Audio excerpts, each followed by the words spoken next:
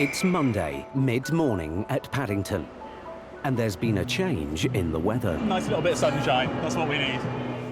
But on the station concourse, a bit of sunshine can mean a severe rise in temperature. Allegedly, it's hot outside, but I've not been outside since 7 o'clock this morning, so I wouldn't really know. But, I mean, at the moment, the temperature's around 25, 26 degrees outside. The station's four-span 700-foot glass train shed might be a marvel of Victorian engineering, but in hot weather, it can make life extremely uncomfortable. Paddington, when it's hot, it's literally like a greenhouse, like it bakes you. It's like the glass house. We just need some tropical palm trees as well to finish this off. It's nice if you're outside in Hyde Park, but if you're on the gates, you can't leave the gates, you're just there, baking. So I decided that I'm gonna get everybody water.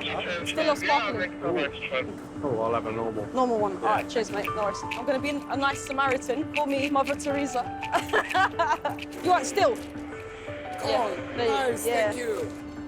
There you go. Ice, lemon. Nice and lemon. There you go. You look like you need it. It's like nectar. Okay, that's it for now.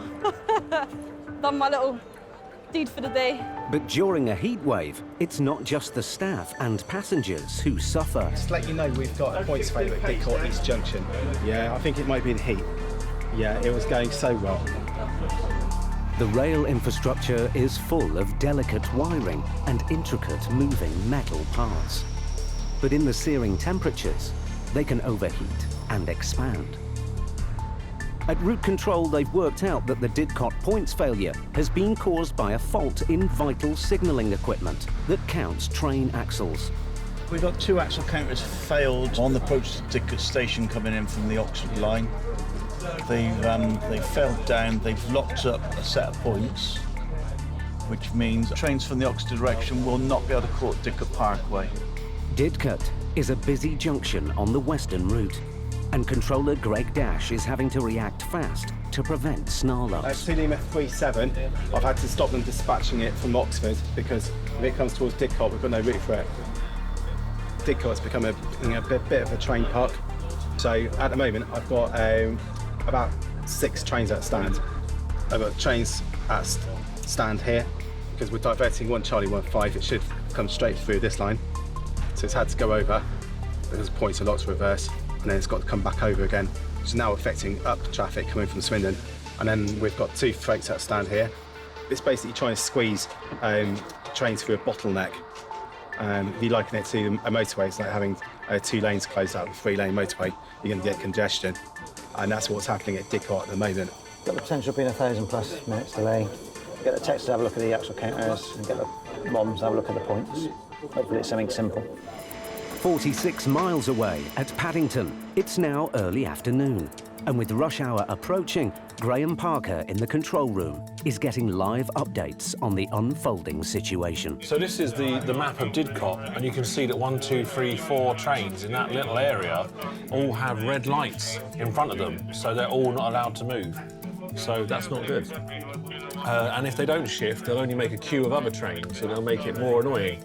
For passengers at Paddington, it's already a very hot and sticky wait. And with a wave of disruption heading their way, it's about to get even more uncomfortable. Because Didcot's about 40-odd minutes away, I'll start feeling the effects here at Paddington in about 10 minutes' time from now. We're creeping into the peak, so 2:30 now. So if the problem is able to be fixed in the next hour or so, it won't be too much of an issue. But if it goes into the peak, it'd be quite a drastic problem.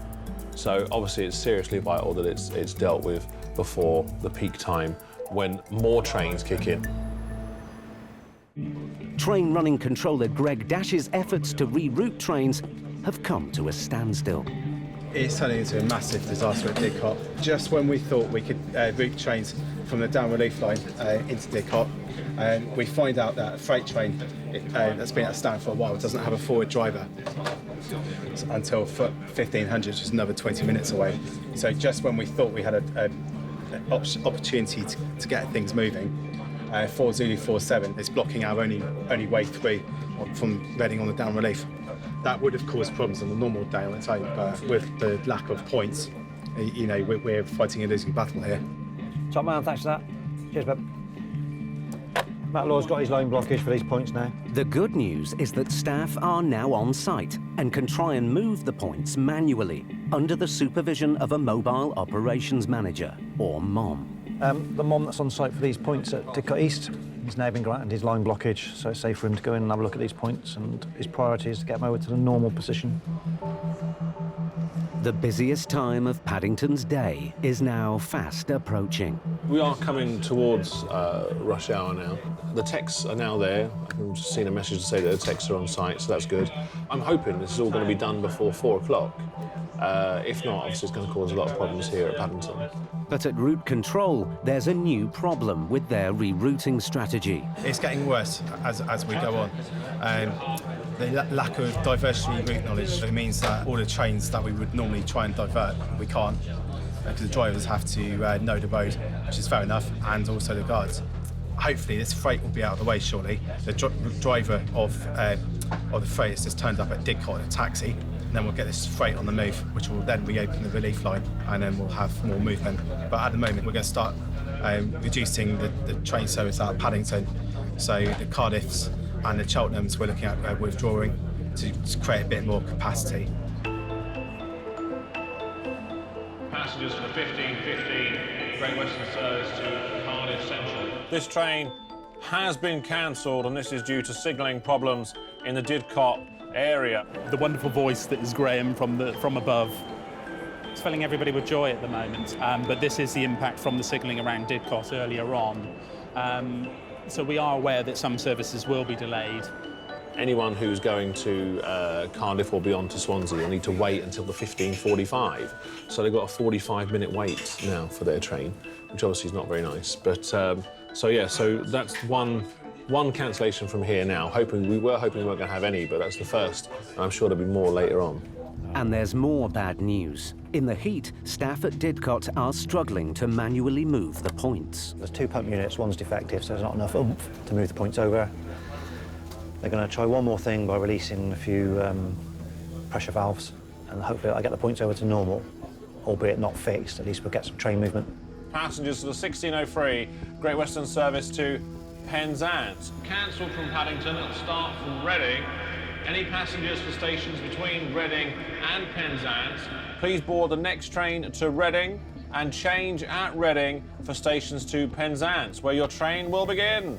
So at the moment we've got a cancellation on the Penzance service 1603. What we're hoping to do is we're hoping to start that train from Reading. So in theory, all should go well if people catch the 1600 Bristol Templemead service, or also being able to catch the 1545, which is just boarding now, boarding on platform 10. So you'll see now everything's getting quite busy over on 10 because people will be wanting to make the connection for the Penzance service. Luckily, everything seems to be on the move still, and that's the main reason why we like it at the moment. Trains around Didcot have actually lost over 55 minutes now, which is a hell of a delay to a train, especially if your train journey is already like 2.5, 3 hours and you add another hour to it.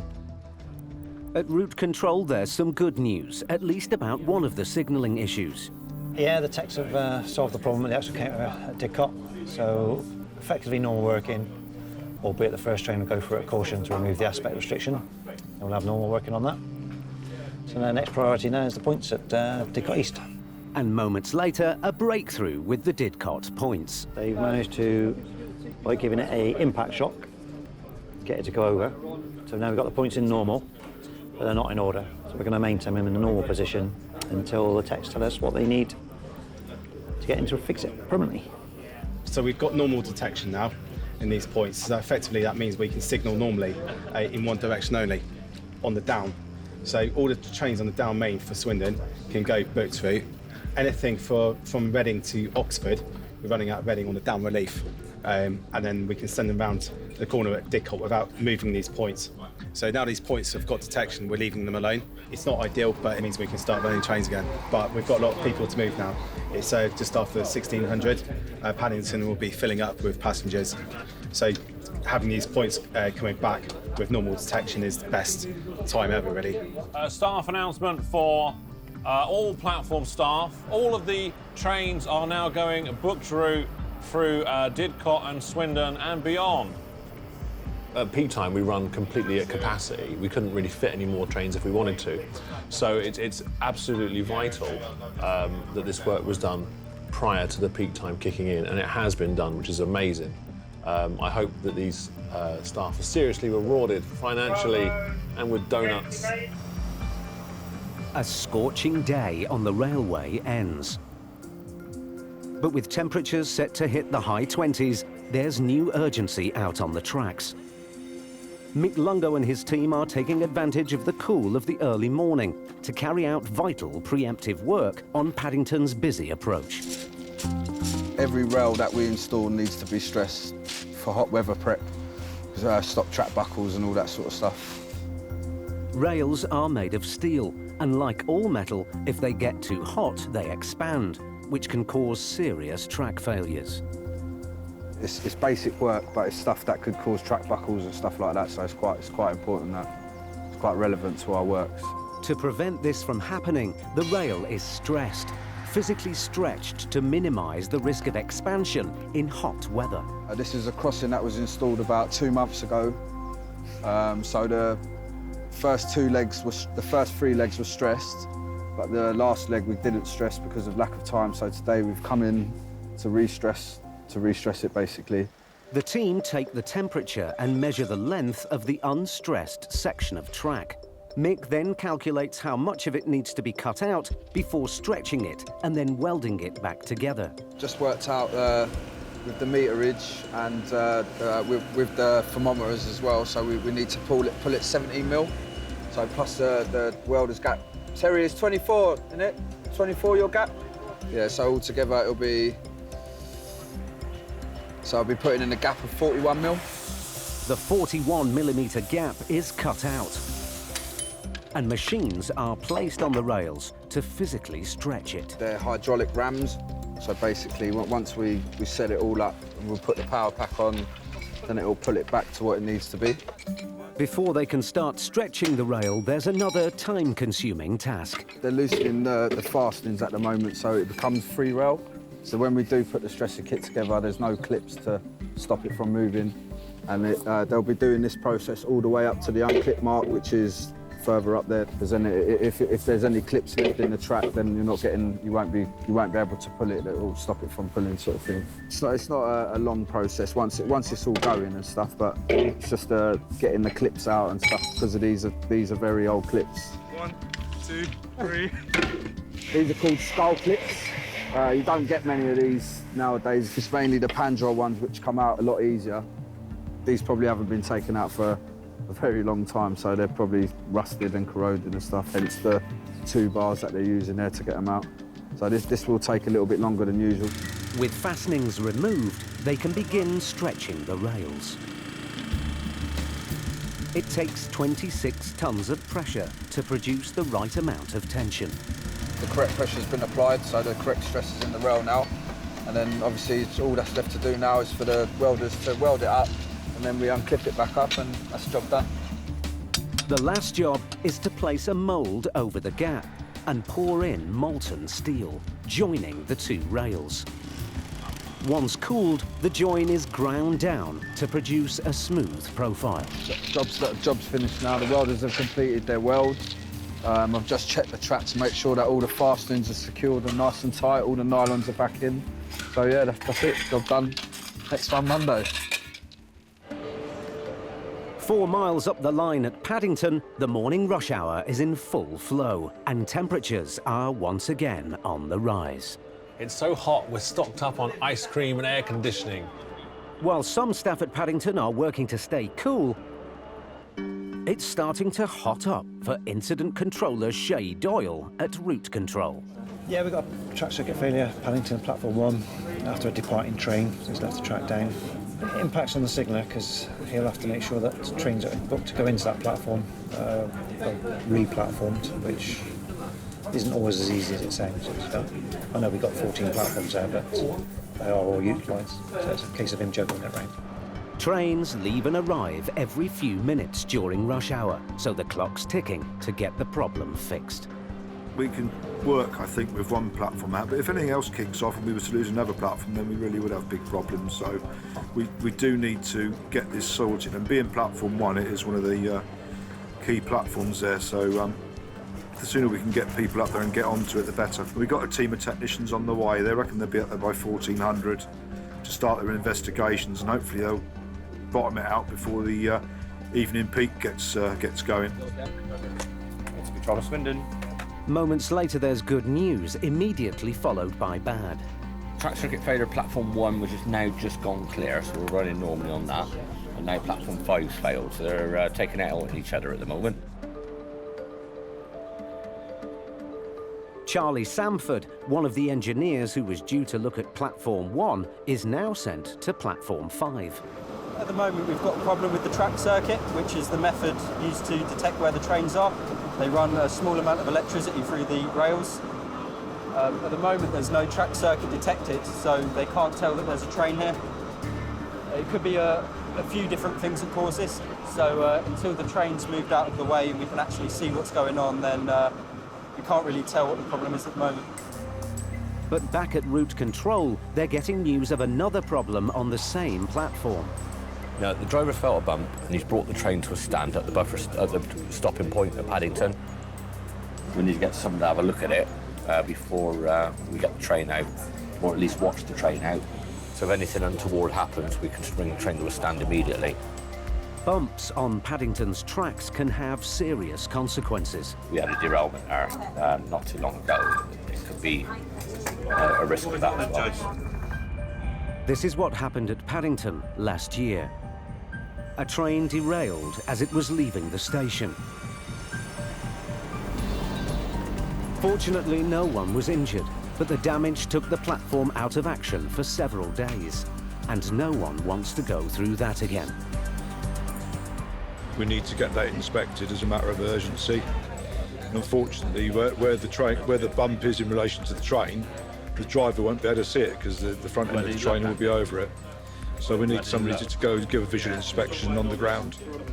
So we're just waiting for an ETA now as to when the staff are going to get there, because platform out of use in Paddington is not good.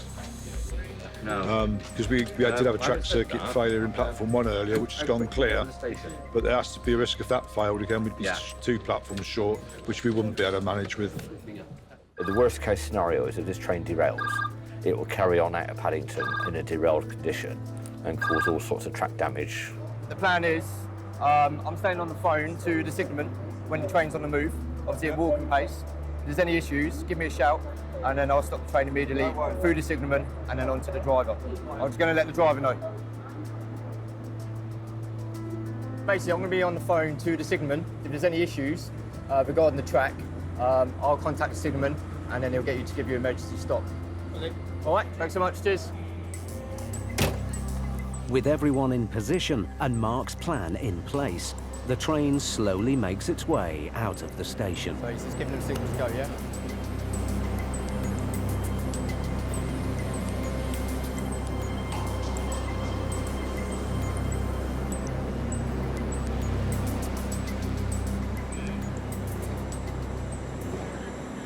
With a clear view of the track, Charlie can diagnose the problem. If you look down here, the joints, the fish plate that's joining the 2 rails together, where they've been changed and the wrong plate's been put on, the rails one rail's sitting higher than the other, so when the train wheel goes over it, it's causing a bump. With evening rush hour approaching, the track needs to be fixed fast. But once again, the hot weather is giving the engineers a headache. These plates need changing, but we can't do it at the moment because the rail temperature's so high. If we were to take the plates off, the rails are going to try and expand, and if you was to try and cut it, it'd just pinch the blade and then it'd shatter. So it's a safety issue really. We'll have to wait for tonight until it cools down a bit, and then we'll be able to take it off and change them. We can still run trains over it at caution.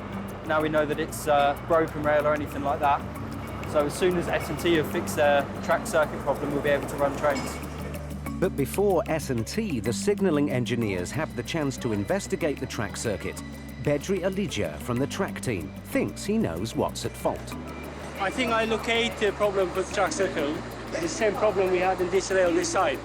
I think a couple of bolts there, they're holding a rail to the concrete. I think it's missing some pads, which they should have isolated. And what I'm going to do, I'm going to put the new pads in and then check with S&T how the track circle's showing, yeah? Okay?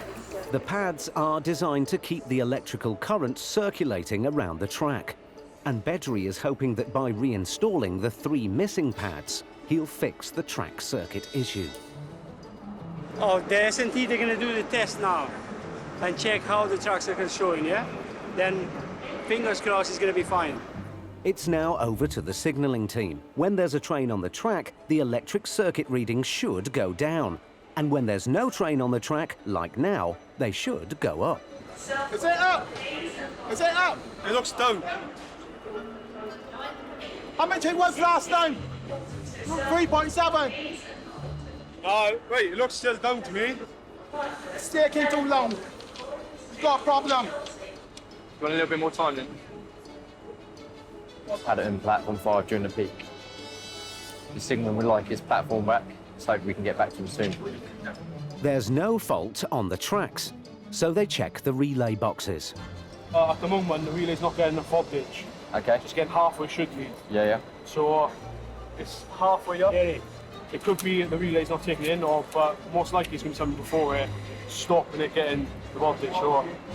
The S&T guys have found a relay. It's basically got some power coming into it, but the power's not coming back out to feed another relay. So they're looking, they might have to change the relay. All possible readings lead to this receiver filter. So we're trying to source one now from the depot from our team leader. So as soon as he bring one, we will change it over, then we'll have some readings, and hopefully our readings should be within the specs. Hello, it's Mark Rowley, Hayes Mom. They've located the fault, ordered the part, but now there's going to be another delay. Unfortunately, it's got to come from the stores in West Ealing. They've got some guys coming with it now, but due to the traffic, obviously it's going to take them a little while to get here, so they're not looking to get here till sort of after 1800s. And then they'll look to replace that filter and hopefully rectify the track circuit failure. 300 miles further along the western route at Scoria in Cornwall, there's also a difficult track problem to solve, but this one definitely won't be an easy fix. When the Great Western Route extension from Paddington to Penzance was built in the 1860s, the line went over Cornwall's tin mining area. And through the years, the route has faced major problems with subsidence. But now engineer Jack Pickering and his team are in the middle of a major round-the-clock project that they hope will solve the problem for good. In the area in and around the railway, there's quite a few mine workings. There's a serious shaft. It's about 60 metres under the ground over here. In the 1960s, they realised that there was a bit of an issue with settlement either side of the railway, and what they did is they ended up glanding the railway, which means they've put additional rail along the end of the sleeper to stabilise it. And as times got worse, essentially, we've realised we've had to put a more serious intervention. And this means that for 120 years, it safeguards the railway against catastrophic failure. Their plan is to pull up the old track, stabilise the land around it, before relaying the rails. A vital project lasting 4 days and costing £1.5 million. Obviously, it's taxpayers' money, so we have to make sure that we're doing the right schemes at the right time.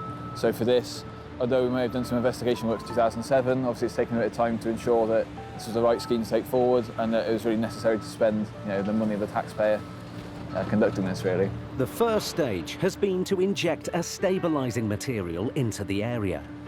We've had about 2 or 3 months of polymer injection into the ground. They do get a big lance and they stab into the ground, pump the material in, and when it goes off, it becomes like a hard concrete, so it makes it really firm. This will then stabilise all the areas that are of concern with the mine workings under the railway, essentially. The next stage is to lay 3 51-ton concrete beams to support the new rails. This methodology of securing a mine working is quite new and novel, so it's never been done on the network before. We spent a long time working with mining experts to work out what's going to be the best approach to be able to do this. And it's been quite a journey, really, from understanding the amount of mine workings that are down here and sort of the best way to kind of, make the railway safe. But they're up against the clock. If they don't finish on time, it will have major repercussions. There's a lot of stress associated with finishing the project because our works can impact not just the people in Cornwall, but delays to trains in Cornwall can impact trains going in and out of Paddington. And if we impact Paddington, then we can impact the rest of the infrastructure around London.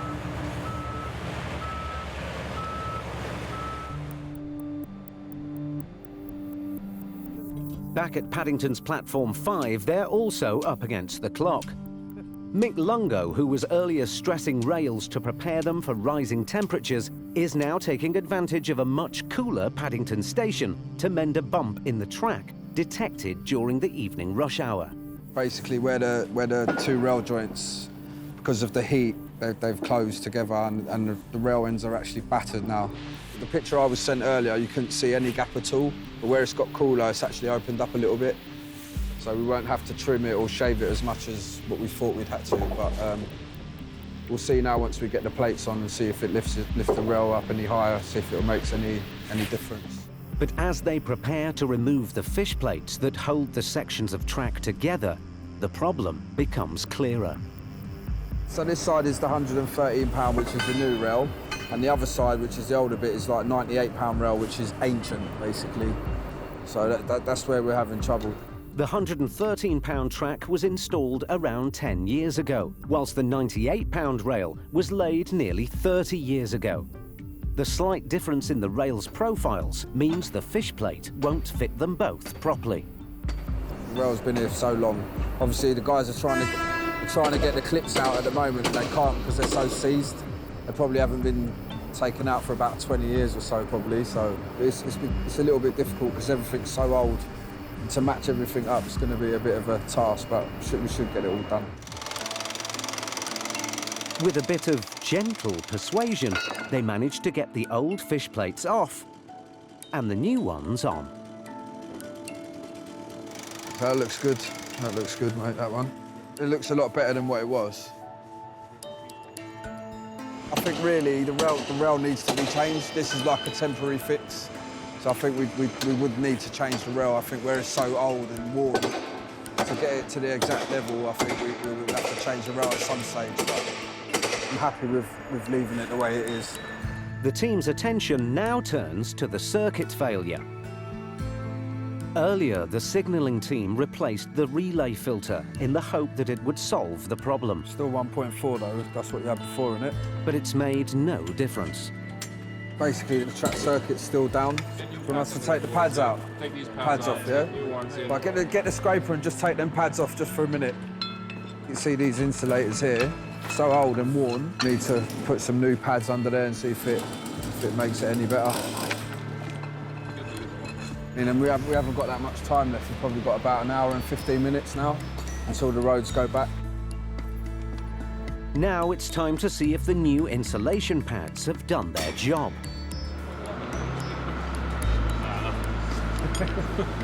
Sorry. Yeah, no different. At the moment, it's just like it's showing the same, so there's no different at all. So we've just done all that for nothing really, but we tried something. So tomorrow night we'll have to come in here, unclip most of the track, lift it every 10 metres and see if the voltage comes back up. But as it stands, that circuit's not there today. With only minutes before the first service is due in at Paddington, this fix will have to be put off for another day.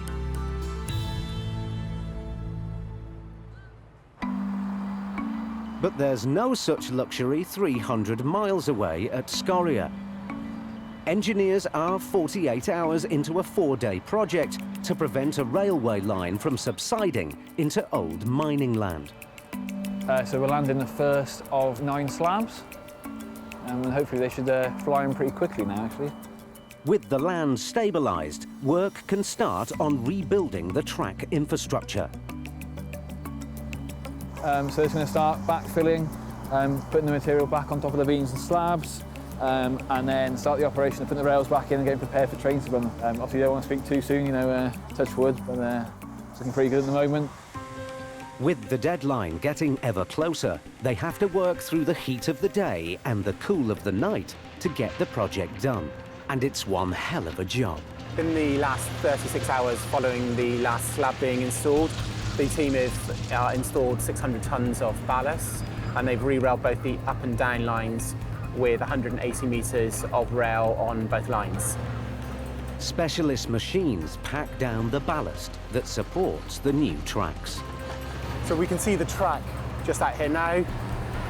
It's been placed at a design level, and as the tamper comes through, it will lift the sleeper and rails to a design, and then you'll finish with a nice smooth line and level, and that's what the tamper will do for the rail.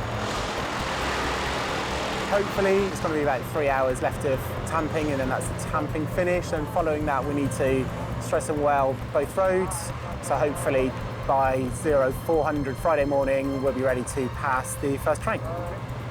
4 days of quite intense work, a number of years of planning, quite a unique and novel capping project, so it's all gone well for us.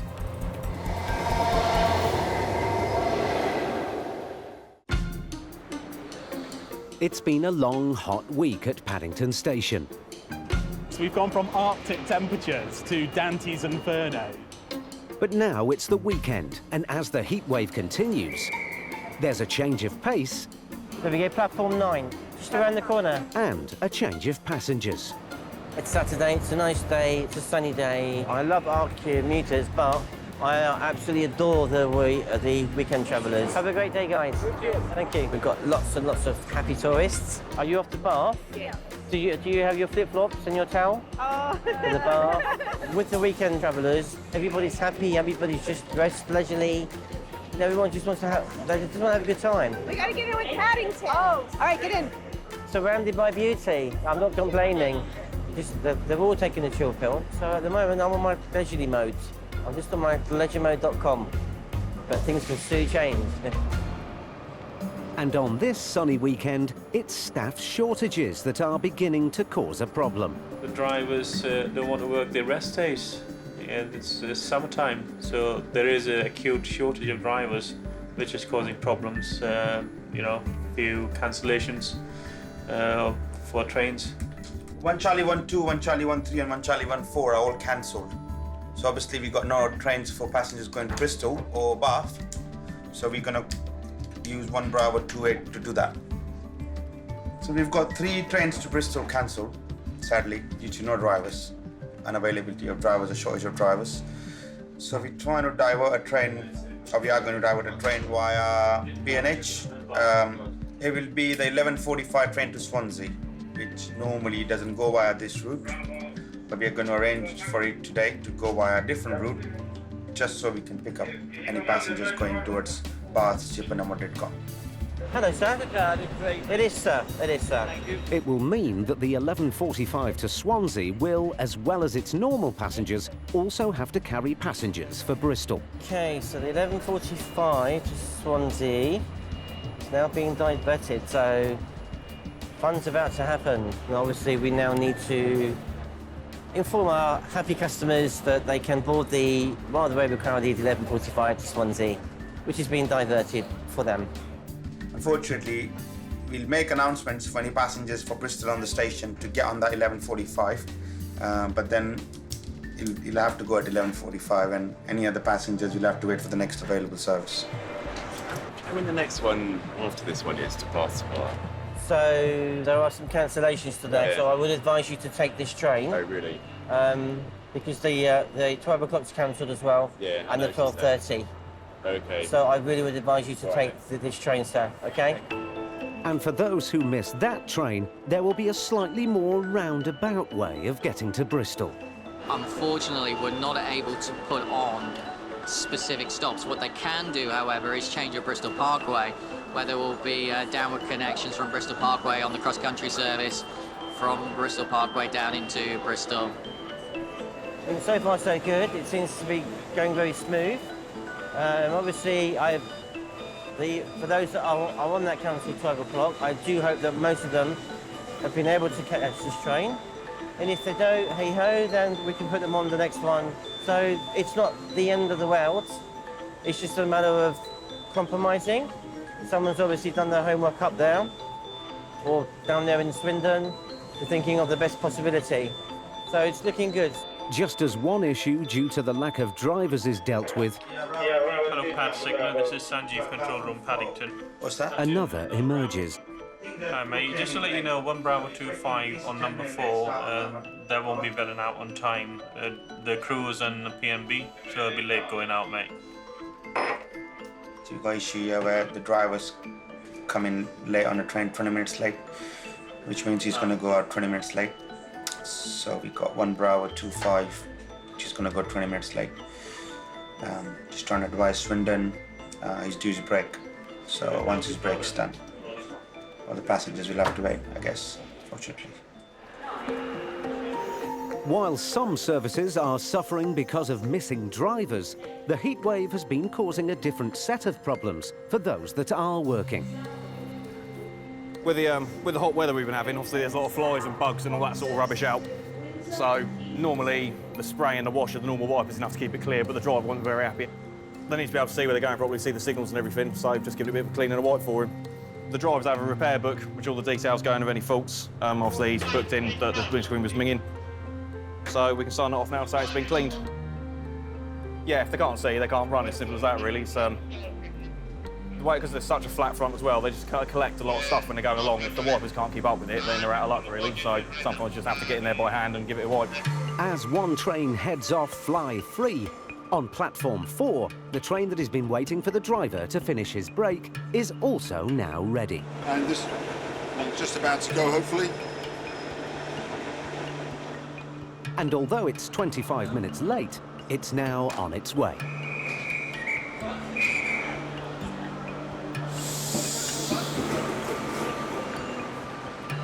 As I say, a few issues with drivers not being available.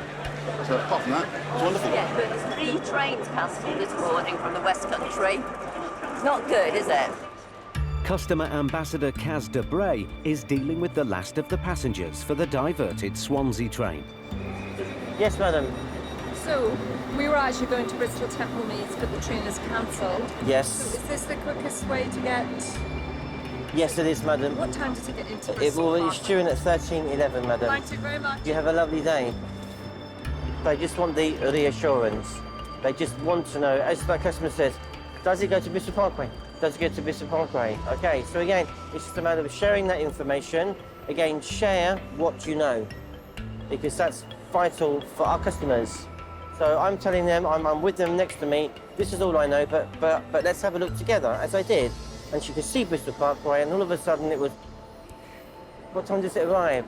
13:11, and that's it. That's just to share what you know.